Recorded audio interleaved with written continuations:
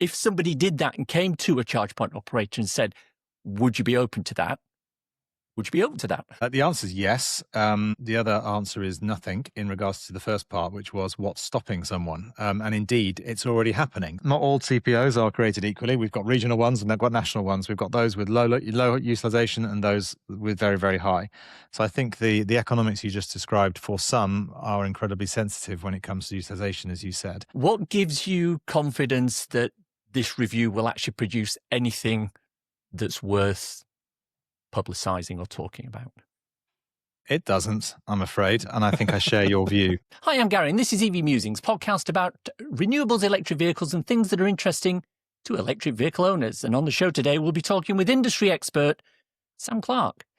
Now, way back in one of the early seasons of the show, I did an episode about GridServe, and I spoke to their chief vehicle officer at the time, Sam Clarke. And since then, of course, lots of things have changed in the EV space, and I thought it might be a good idea to get Sam back on to chat about some of these things.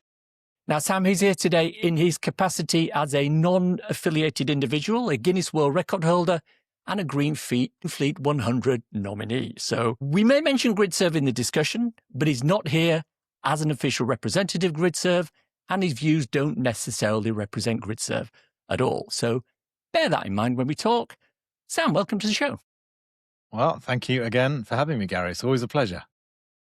The pleasure is all mine, I can tell you. Can we start by talking about misinformation in the EV space? Now, I know you and the folks that you work with at the EV Cafe, for example, they do great work trying to make sure that there's some excellent factual data out there to try and combat some of the misinformation that's coming from, well, it seems to be an endless stream of crud that's coming from social and mainstream media. Talk to me a little bit about that. What's your view? Are we getting more of it? Are we getting less of it? Where do you think we are with the misinformation? It's a very good question to start things off with, isn't it? I think over the last years, I mean, you yourself have fought very hard to try and publicly and on social media to explain the facts of situations when we are or have had a barrage of misinformation.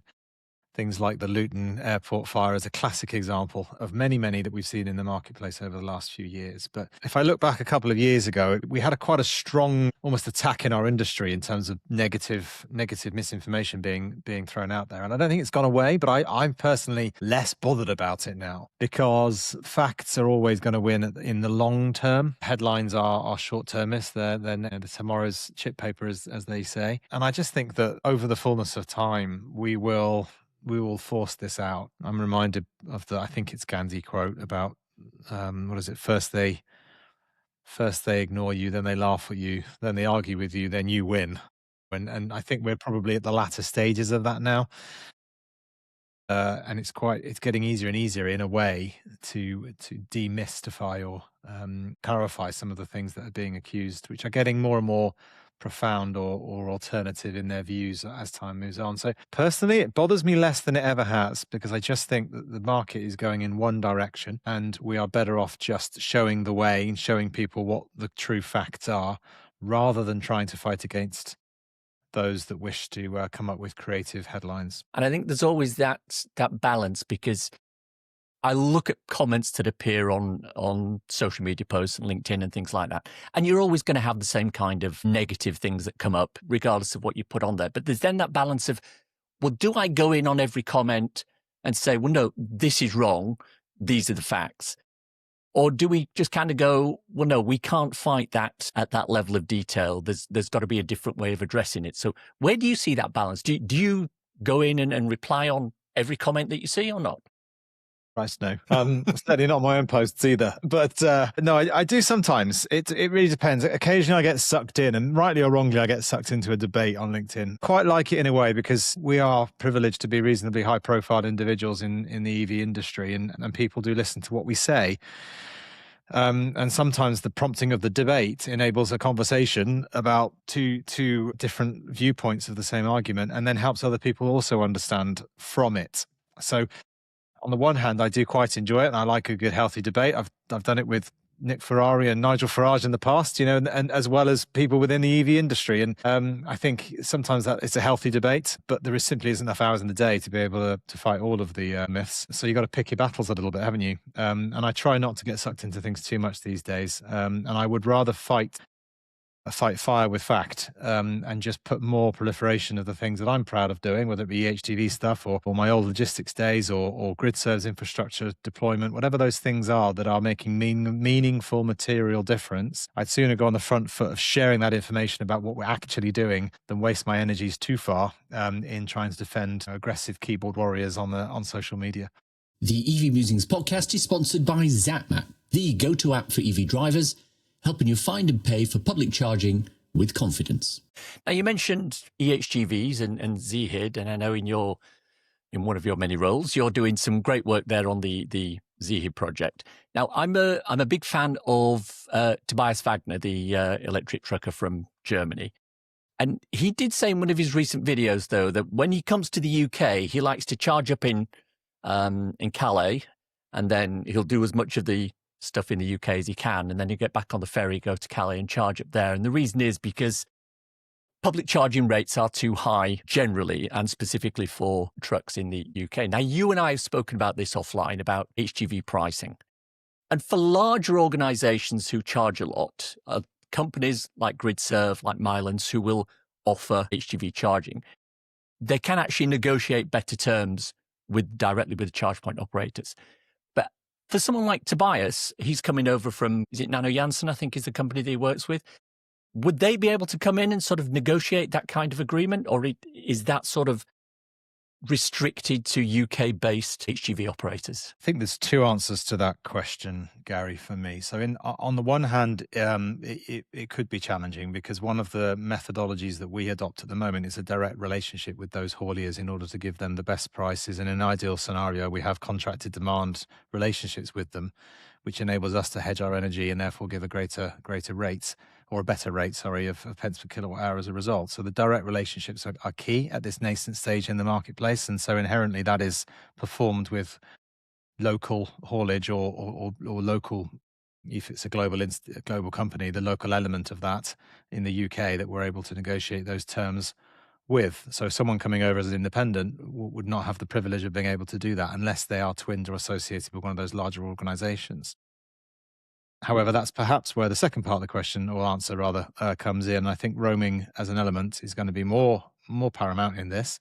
So you've got the likes of DKV, for example, that own Greenflux here, which is our back-end SaaS platform, but also have their own network and roaming platform across Europe that I suspect someone like Tobias will be able to use if he doesn't already, which should, in theory, enable him to cross borders. Those borders hopefully includes the UK, so that he'll be able to charge using those sort of rates with roaming parties in the future. So we're certainly working on direct relationships and roaming relationships in tandem, because they're both important. And I would hope with some of them there will be a European crossover, which hopefully will help people that come over here who are hopefully seeking to charge eHGVs in the public domain. Now, you know as well as I do, our proliferation of public charging in this space is very, very limited relative to Europe. So we've got a lot of catching up to do, and GridServe's absolutely at the forefront of doing that with the project that I've been running now for 3 long years. But we're getting there, right? We're getting there, and it's a start. And the Innovate UK GFT funding has helped be a catalyst for that. And even with substantial amounts of grant funding, it is still incredibly expensive infrastructure to install in a public setting. And as a wider debate with EV charging, that inherently means that the prices are higher in those spaces than they would be in others. So we've got lots of economic headwinds there, but we're doing our best.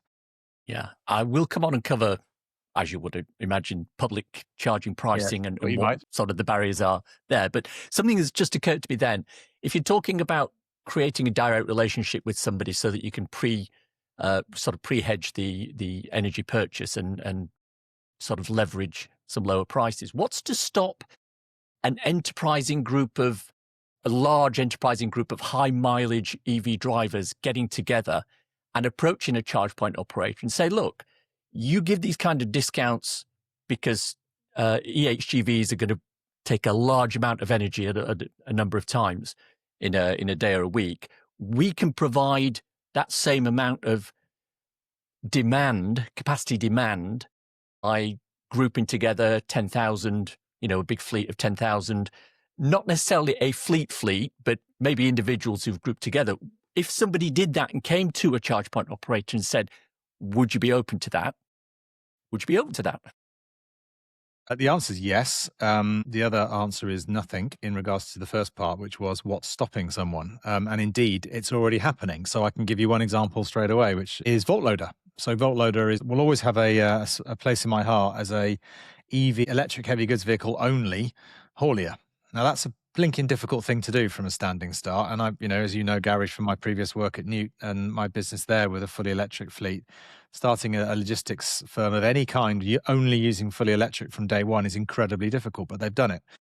Better than that, they are consolidating with their own aspirations, with their hauliers and their clients. So they've got depot charging at their depots, they've got depot charging at their clients' depots, and they are consolidating that opportunity with their partners to provide their own card, which is linked to us, that enables the exact thing that you just described. So that enables them to, as a collective, almost have their own little consortium of users, which means as a enterprise, we see one customer that's consuming quite a lot of energy, but it's lots of consolidated people doing so. And that's fine, because that shows the market's moving, it shows there's a demand and supply, and hopefully we can build on that both with them and with ourselves. So there's nothing stopping it happening. I think it's a yes, and we should celebrate that. Anything that increases utilization on a nascent market network like eHGV is power to the elbow at this point. GridServe is very fortunate at being the busiest network in the country, and I know you're going to come to this later, but we are incredibly lucky to have such a prolific network on the motorway service areas, and we've now got an underutilized network, knowingly and predictably, that sits right next to it in the same location as it's not being utilized as heavily as the other one, because eHGVs aren't there yet. But we've got to create these solutions with our partners and with clients like VoltLoader and like the roaming parties to find ways of increasing that utilization, because that's the justification we need to do more of it. And that's given me a nice little segue to move on to the M1. Now, I did an episode a couple of weeks ago about the strategic road network, and I focused on the M1 because for all intents and purposes, it's the longest road that I tend to drive on a regular basis. I'm down here in the south. My parents are up in Yorkshire, so I go up and down there quite a lot. Talk to me about the power supply up and down the M1. Now, obviously, some sites have more power than others and have more chargers than others. What's the situation as far as you know at the moment in terms of getting power into some of the motorway service areas, and how do you see that changing? Well, first and foremost, caveat, I'm not a grid expert, notwithstanding I work for a charge point operator in the UK, but certainly it's not necessarily a regional challenge, right? So grid capability is largely predicated on where the source of that energy is coming from. And in some cases, that line of sight to the nearest substation or the nearest main power station is miles and miles away. And in other times, it's nearby. However, that nearby might be the wrong side of the motorway, in which case we've got to drill underneath or we've got to go over a bridge. And that causes all manner of different complexities in its own right. So the question is nuanced in as much as I think the sort of example I often give is that if you want to do an extension in your house, you don't just get a price, right? It depends on what you want to do with your said house. Are you putting an extension, a garage, a third story? What are you doing? And what quality of? There's so many different variables to determine how much it costs to put an extension on your house. And I think in the world of grid and the world of installing across the M1 and other areas, every site is different. We've particularly seen in the HGV market, we've had to do a lot of biodiversity net gain, for example, where we've taken away some grasslands in order to put charging in, and therefore we've got to put that back somewhere, put more of it back than what we took away. So I think every site is different, and some of the costs are astronomical. We know that's commonplace, and it's taking a long time for some of those grid enablements to be energized as well. And that's a battle that we fight constantly. Through the likes of Charge UK, we're lobbying government all the time to try and help us accelerate that and break down some of these barriers so that we can get the grid where we need it to be quicker and preferably more affordably as well. Yeah, that's it is one of those things, because, I did a fairly detailed analysis of all the M1 chargers out there, and our good friends at ZapMap gave me some utilization figures. And I kind of want to talk a little bit about utilization and the first mover advantage. So, as I say, I got data from ZapMap that showed me all the CPOs that were present on the M1. And it indicated that Apple Green, for example, have way more actual charges up the M1 corridor than, say, GridServe. They're also priced generally cheaper than GridServe, but GridServe has far higher utilisation despite that. Is that the first mover advantage, do you think? Is it because you're a known entity and Apple Green are kind of the new kid on the block? That was going to be one of my answers to that question. I think we are a known entity. The first mover, of course, was Ecotricity with the electric highway back in the day, to which we acquired the network and then immediately replaced all of those chargers, which and those medium power chargers, which sit on the same locations as the Apple Green ones, because that's a Welcome Break site. Welcome Break have their own high power chargers, but we still have some of our medium powered ones on those locations. And sometimes we co-locate as well, but. Yeah, I think there is a degree of brand loyalty, perhaps. We're on 80 to 85%, I think, of all the motorway service areas in the UK have GridServe chargers on them. So there's a degree of familiarity over and above just the M1 that people are perhaps more used to. I can't speak to Apple Green's reliability any more than I can really speak to GridServe's on this podcast, but I know we have exceptionally good figures. Our reliability has improved dramatically.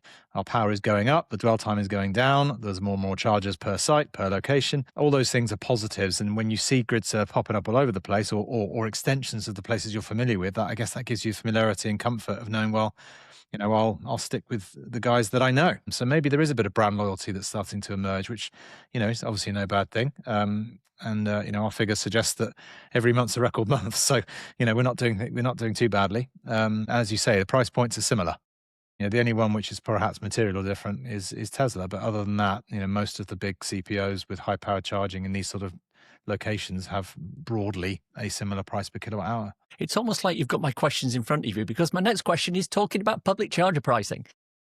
Okay. Notwithstanding what you've just said, we've recently seen one charge point operator quite convincingly break through that 90 pence a kilowatt hour barrier for ad hoc public charging. There are a number of others that are hovering around the high 80s, 87, 88, 89 pence. Yeah. And that brings two questions to mind.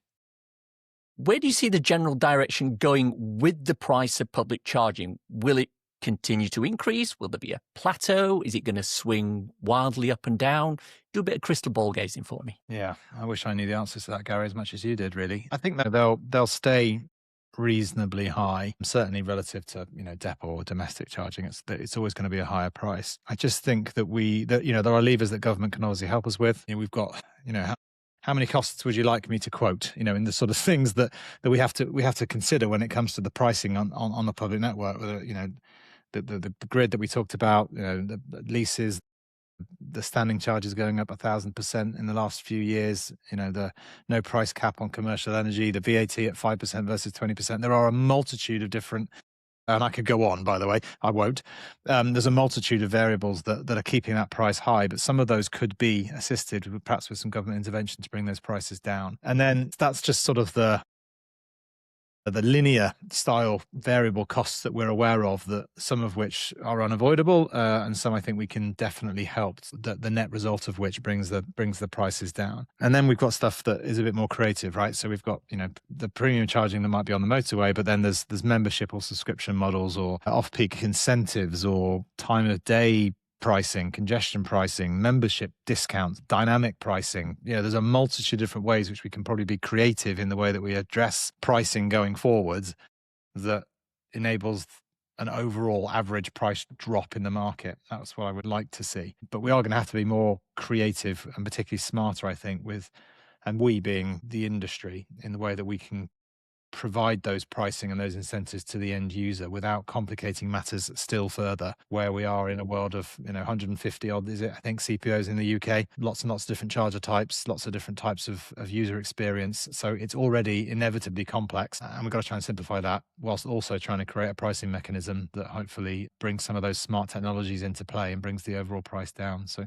again, there's no silver bullet, is there? It's just probably a multitude of little things which hopefully will help just reduce that disparity a little bit between your 7 pence a kilowatt hour on Octopus overnight versus your I think it's Instavolt you're referring to, that's now in the mid-90s, which is pretty strong. So that is a way too big a gap, and we've got to find a way to bridge it. One of the ways, when I speak to charge point operators, they always talk about this, the utilisation aspect. If we can double the utilisation or triple the utilisation, then it will bring the overall price down, because a lot of the prices you've said there, it relates to the fixed base that has to be covered regardless of whether you sell 1 kilowatt hour or 1 gigawatt hour. You're still paying the same amount of fixed price. At what point do you see, what sort of projections are you looking at where you can say, well, now look, our utilization is going to get to that point where, in 12 months, 18 months, 24 months, 36 months, we're going to see a point where we're now able to drop the price per kilowatt hour because our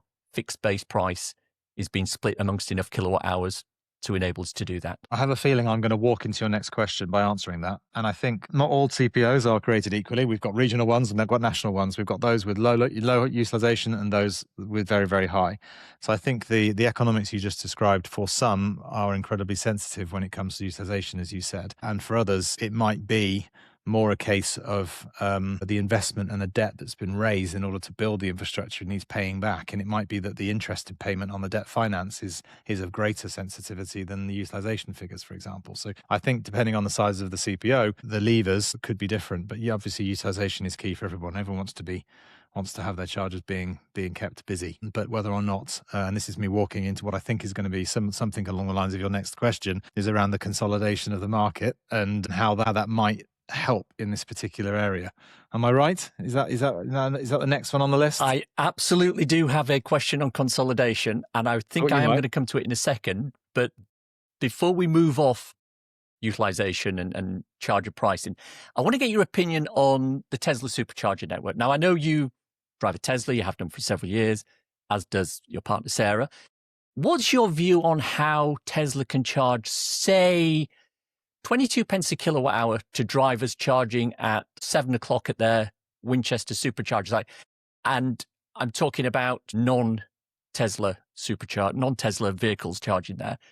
And yet they drive 3 or 4 miles down the road to the Instavolt super hub. And even with the discount they're offering there, it will be twice as much. Why do we think, I have my own thoughts on this, but why is there such a discrepancy even between quote unquote low prices at sort of off-peak rates? I think it's reasonably simple. I could be wrong. I'm a simple man, Gary. But there is, a few years ago, there was no public charging infrastructure at all. And so a market needed to be created.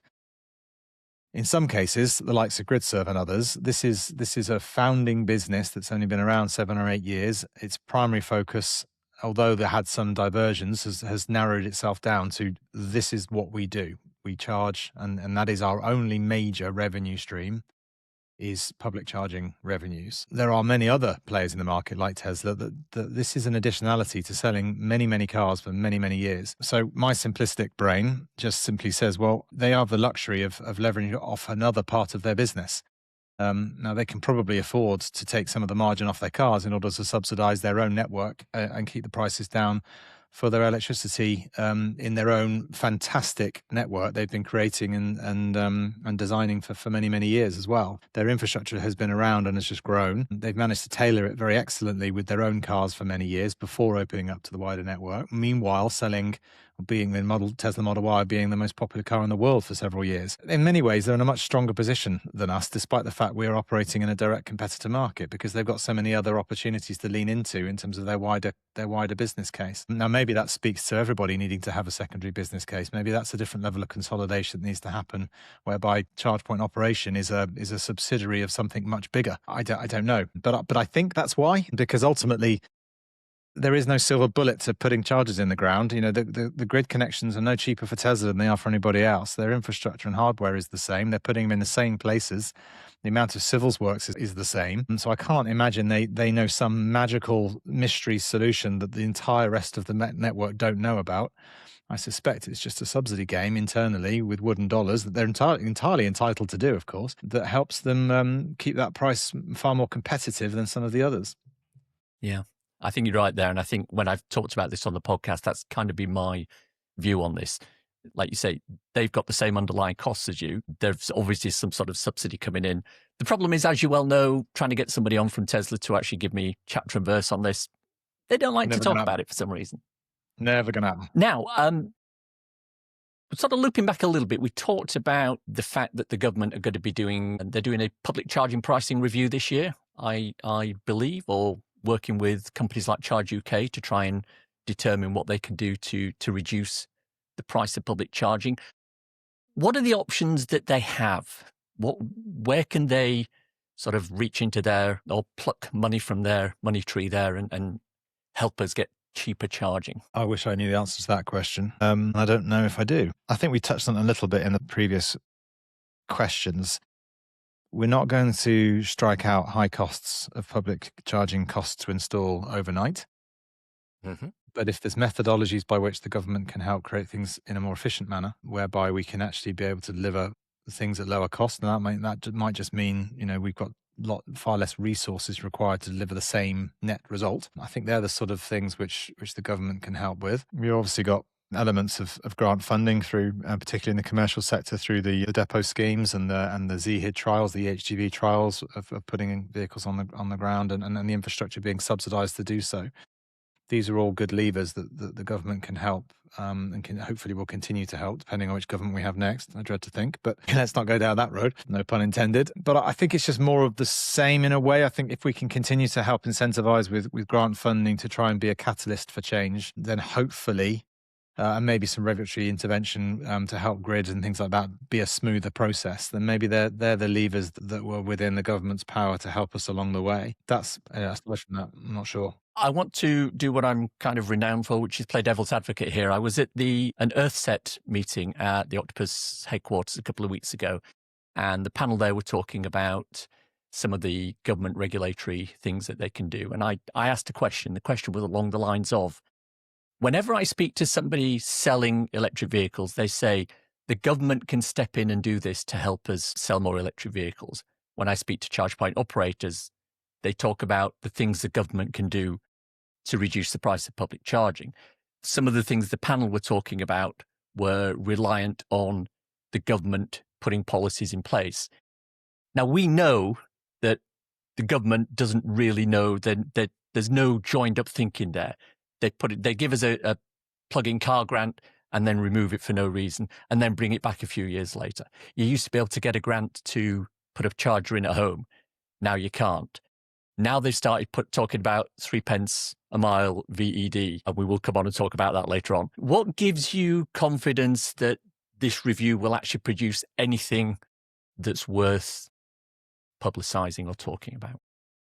It doesn't, I'm afraid, and I think I share your view. And I have complained about this and even spoke to Keir Mather myself just a few weeks ago about inconsistency of information coming from government, which, despite the best intentions, is not helpful. We had a plug-in truck grant, the 25k for some time, that then jumped to 120,000, which sounds great, but only for 3 months at the beginning of this year, without anybody knowing what was going to happen thereafter. Now they have clarified what the further long-term or longish term is going to be.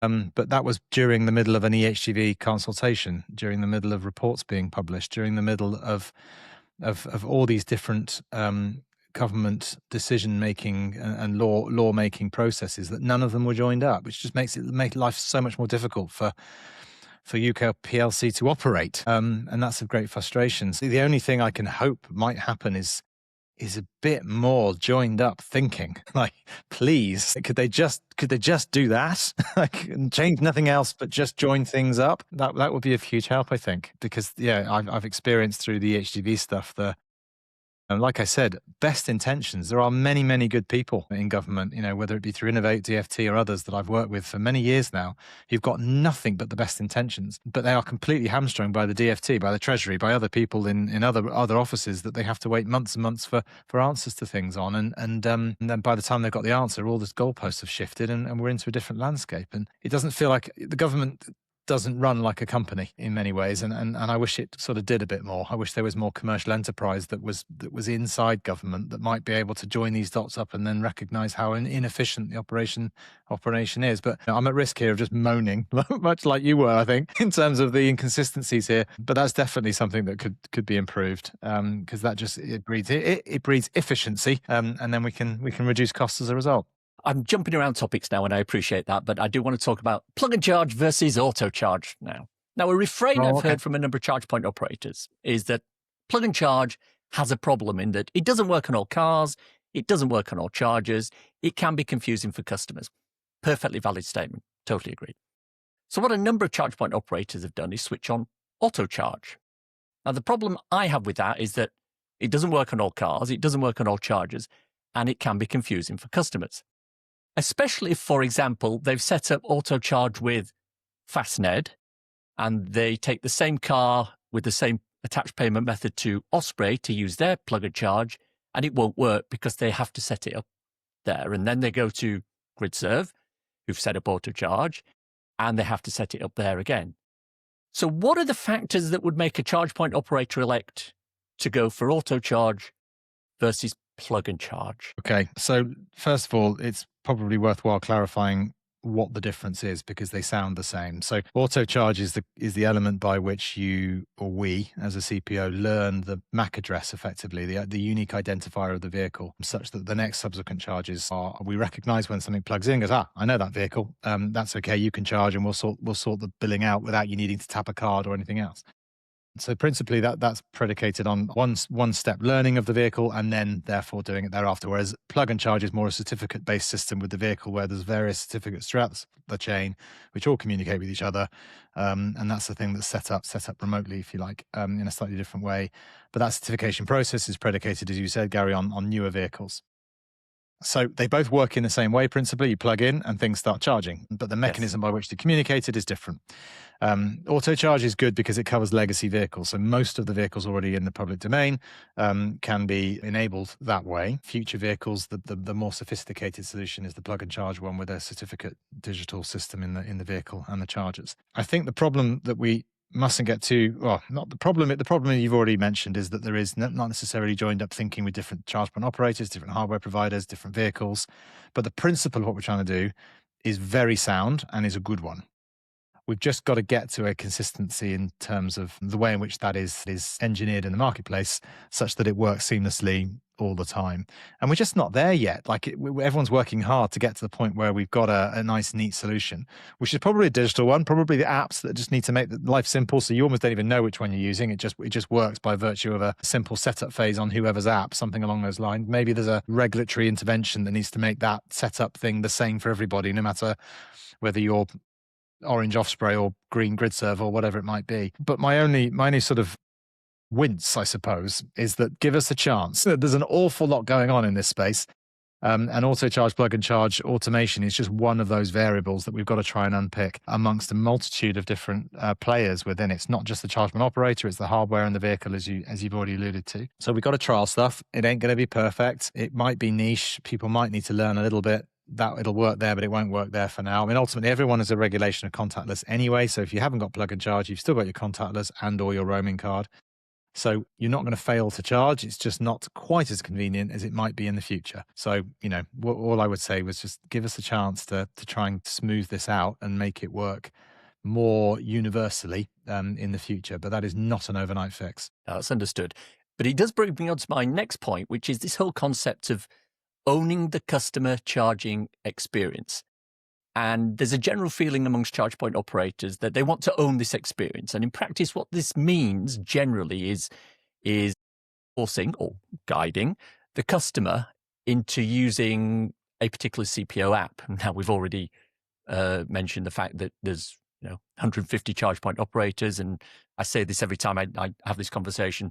Neil Riddle with his pages and pages and pages of CPO apps on his phone, because he's got everyone that was ever made. And I was in a conversation with an unnamed charge point operator recently, and I said to them, okay, what are you doing with all this data now that you control the customer charging experience?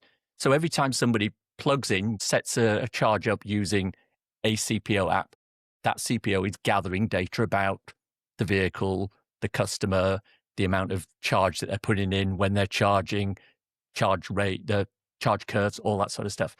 So there's I'm assuming somewhere there's a huge pool of data for each charge point operator. I said to this CPO, what are you doing with that?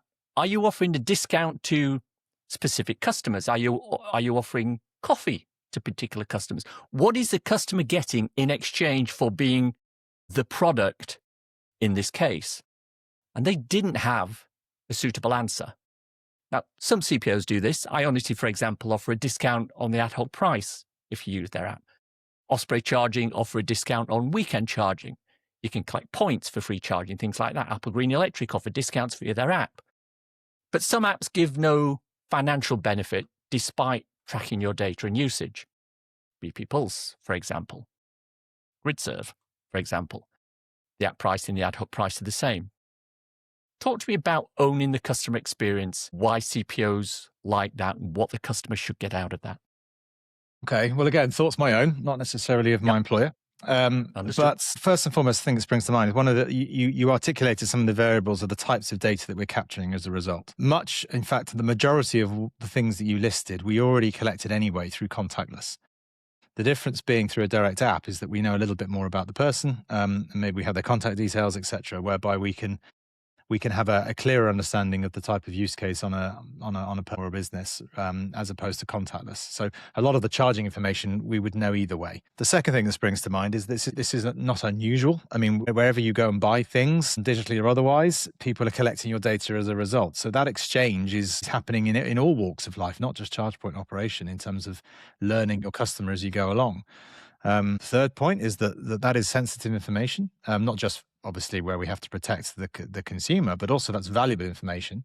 You know, as the busiest network in the country, GridServe knows probably a lot more about the behavioural patterns of chargers on the motorway than anybody else does. That's incredibly valuable, and we wouldn't want to, necessarily share too much of that publicly because it's a USP based on our own popularity. I think then there is definitely, again, thoughts my own. I think that we are moving more into a consumer-based environment where it's not just about the charging. So if we know more about the customer, we should be able to, we being the industry, should be able to offer more incentives for the coffee you might like to drink when you stop and charge, or the other facilities that you want, and therefore start to harbour that loyalty as a result of marketing discounts, etc. I think some people, as you say, have been more creative with that than others. Our focus has been on, or GridServe's focus has been on getting the charging delivered and successful and reliable, more so than the value adds that we might have benefited, or the customer might have benefited in the long term as a result of being on our app. The likes of BP, for example, have chargers at petrol stations where they're already selling coffee. So there's a natural link to be able to offer something else, as they did historically in the past, I recall. And so again, we've got lots of different types of operator in the marketplace that may have different levers to pull on this one. But you can understand why different charge point operators want to own the customer and want to learn more about them, and then be able to upsell them other opportunities, which also might leverage, a broader revenue stack as a result. And I think different CPOs, I suspect, are doing it for different rates, for different reasons. But I think we'll all get to the point where charging is not the only thing that you're consuming or you're transacting with when you're on a charger's CPO's app. I think it stands to reason that because you're stopping, even in the future, if it's only 5 or 10 minutes, there's an opportunity to upsell something else that you may or may not want to purchase whilst you're charging, much in the same way as the petrol market has done for year upon year, right? So I think in that respect, we're just following form of consumer behavioural patterns. And the specific question I asked this CPO was, if your data showed you've got a specific customer and they charge at the same charger at the same time every week for 20 minutes, 25 minutes, 30 minutes, are you offering them specifically something to sort of thank them for doing that? Are you offering them, as you've already mentioned, a coffee? Are you giving them penny a kilowatt hour discount or something like that?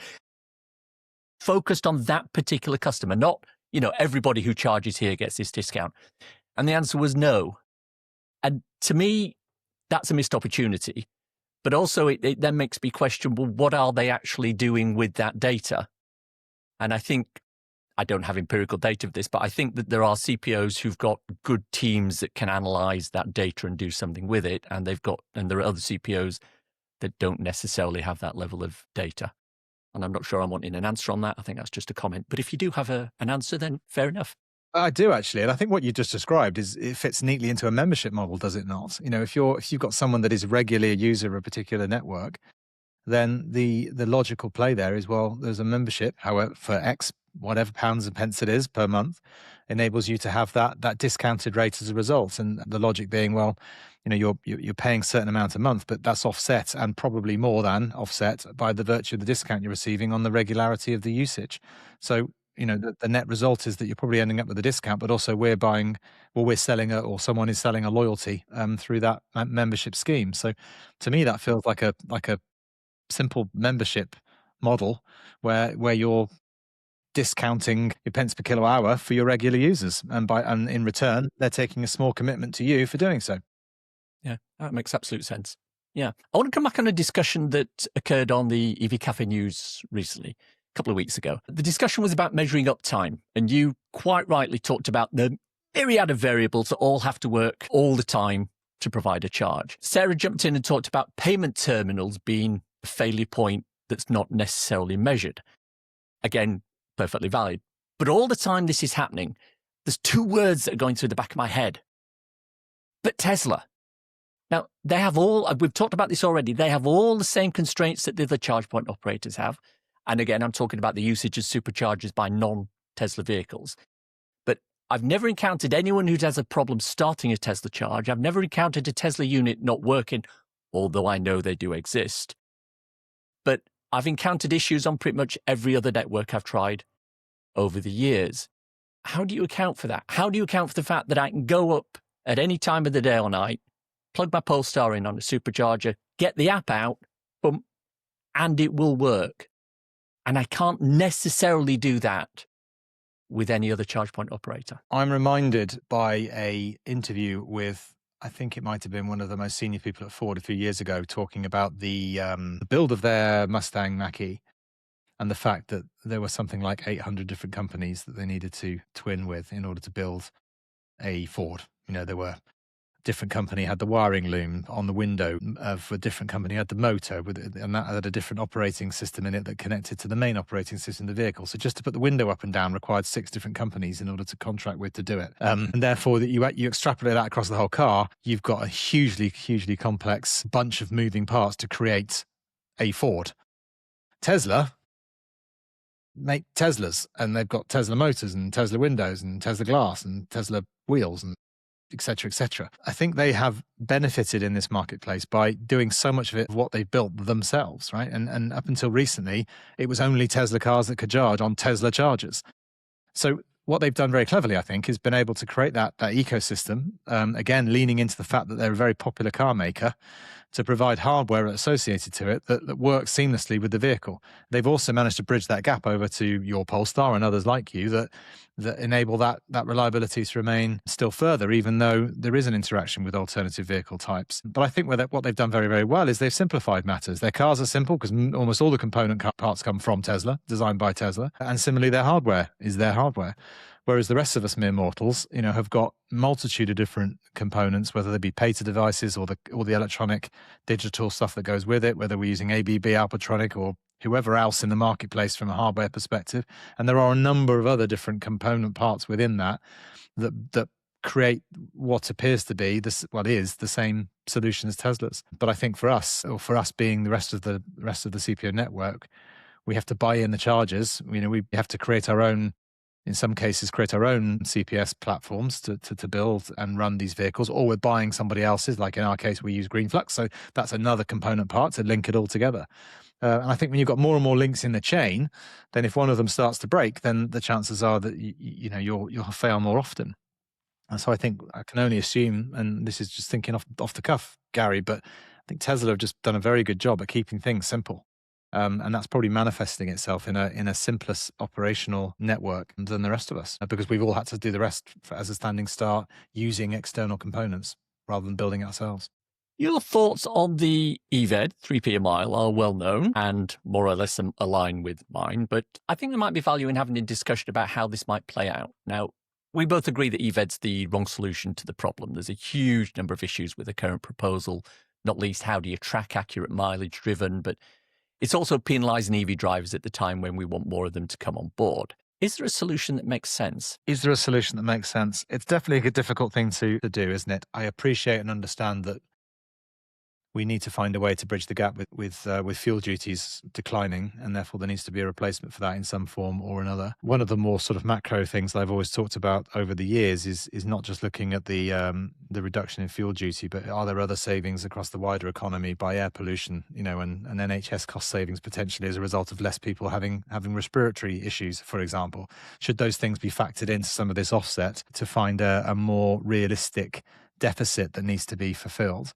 And no matter what that deficit is, whether it's in full or in part, based on leverage from other parts of the economy, we've still got to find a way of charging people effectively. And I understand a lot of the reasoning why the government has come up with this is EVED pence per mile solution. I can see the merits of doing it, but I don't think, like you, I believe not the right way to construct it. But it is a tricky one. And to try and answer your question, I just don't know whether keeping things simple and retaining an excise duty based on vehicle size or performance or emissions like we already do, why can't we just keep doing that? What's wrong with the system as it stands? I appreciate that the electric vehicles need to be taxed because we're all using the roads in the same way, but why can't we just use the model that's already in existence and just get the banding right such that there's a fairness associated to it? In much, I think it's the same or similar. Benefit in kind. A few years ago, our HR system accidentally didn't tick a box on my electric car, and the performance of my Tesla was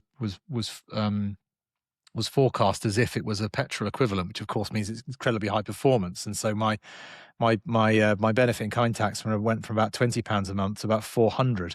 But that also showed me if I never would I have a Porsche 911 as a company car, but if I did, I'd be paying a damn sight more for the benefit of it. Right now, why can't we use the same mechanisms in benefit in kind as we do, and we already have in road fund license of today, but just get it in a fair breakdown? I don't know why. Maybe I'm asking you the question back. Why can't we just do that? What's wrong with sticking to the system but just pricing it accordingly? Yeah, and I think there's a lot of merit to that. There's also downsides. Like, for example, my 25-year-old nephew's just bought a 27-year-old Ford Escort, 1.6 litre, and he's paying less VED than I am on an electric car. And that's not right. He's pumping out emissions at the back because it's a 1.6 litre petrol. I'm pumping nothing out. Why is he paying £25 and I'm paying £195? Things like that need to be definitely sorted out.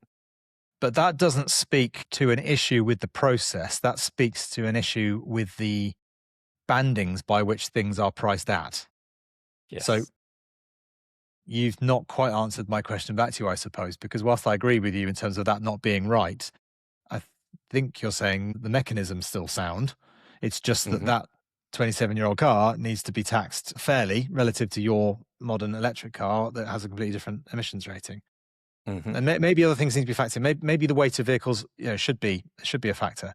Maybe the age of the vehicle should be a factor in regards to, well, if it's lasted much longer, then maybe there's a net gain in its carbon intensity relative to putting another new vehicle on the road. Or maybe those things all need to be factored into the algorithm that says that car costs that to go on the road and yours costs something different. Now, maybe there is a mileage declaration in there somewhere, perhaps, in order to recognize the fact that someone that's doing 20 miles a week versus that someone doing 2,000 is going to be using a lot more of the roads network than the former than the latter. Now, is that an annual declaration requirement of some sort that is reconciled against the MOT? I don't know. But the second you get into some sort of mileage thing, how you police it suddenly blows my mind and thinking, well, this is just ripe for manipulation. Maybe it's just the privilege of owning a vehicle, whether you do 10 miles a week or 1,000. You're paying to use the roads, no matter how much you actually use them, and the rest is worked out based on the facts and the data that we all know based on the vehicle and the registration. I just think the mileage thing is going to be a real difficult thing to police, manage, and is going to end up costing even more money as a result. Yeah, too many loopholes in there. Would you support? Controversial opinion, would you support an additional cost, half a penny per kilowatt hour, added to EV charging, either public charging and or private charging? For what? In place of EVED. because it's doing what the fuel duty does, which is there's an amount of money you pay for putting in something that's making your car go forward.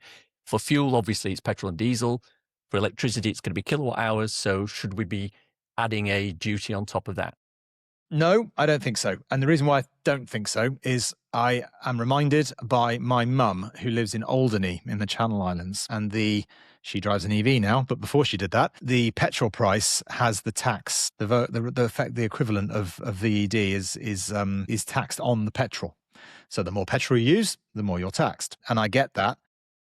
But the reason why I think it's a no is because that's a simple system whereby the only fuel source, theoretically, is the petrol. Whereas we've got the complexity with your logic of how do you do that if you're charging from home versus using the public network? And are you discriminating against people that don't have the luxury of avoiding that tax by not paying it at home? I just think that, again, I get the logic, but how do you police it? How do you manage it fairly based on on the basis that the fuel, not only is it a fuel or an energy element, but the place by which you receive said energy can be so vastly different depending whether you're getting it from your public network or whether you're getting it from the side of your house. So how on earth you would tax that, I don't know how you do it in practice. I've got a Zappi. My Zappi knows exactly how much has gone through it to go into the vehicle, and it doesn't matter whether it's come from the grid, it doesn't matter whether it's come from the solar, it knows. I've got to assume a large proportion of the vehicles, of the chargers that are installed, can do something similar. That's got to be a basis on which we could determine a price, an additional levy per kilowatt hour, if we were to go down that route. There would have to be a law that enforces you to share that data in order to be taxed accordingly, right? Otherwise, it's your gift. Declare what you want to declare. So either it's not a regulatory intervention and everyone will just lie about it, or it is, and we've all got to give over an awful lot more data, which I don't mind, but most of the general public are very against sharing all of that data to the government. So I'm not quite sure, again, how would you police that data transfer fairly? Yeah. Good point. Well made. Thank you. We did talk about this earlier, but I think we're going to have that conversation a little bit more depth, which is consolidation of the charge point operator network. Now, we've already seen a number of charge point operators who've been subsumed into other ones. Did we not have one today? Pod have taken over EO, yep. So I think is that 4 or 5 that's happened this year. Now, again, do a little bit of crystal ball gazing. Where we're going to be in 10 years' time? How many charge point operators are there going to be? Yeah, again, caveating comments are very much my own on this one. But how many are there going to be? So what have we got at the moment? About 150 different CPOs. And that's too many, I think. There's too many small operators. The networks overlap too much. Utilisation is uneven. Probably, arguably, that creates higher costs of capital expenditures as a result. So I think that there are too many. The consolidation in the markets is predictable and inevitable, and I don't think that's necessarily a bad thing. But how far do we go down that road as an industry or as a marketplace before eyebrows are raised the other way in terms of monopolies or duopolies or anything that might happen in that regard?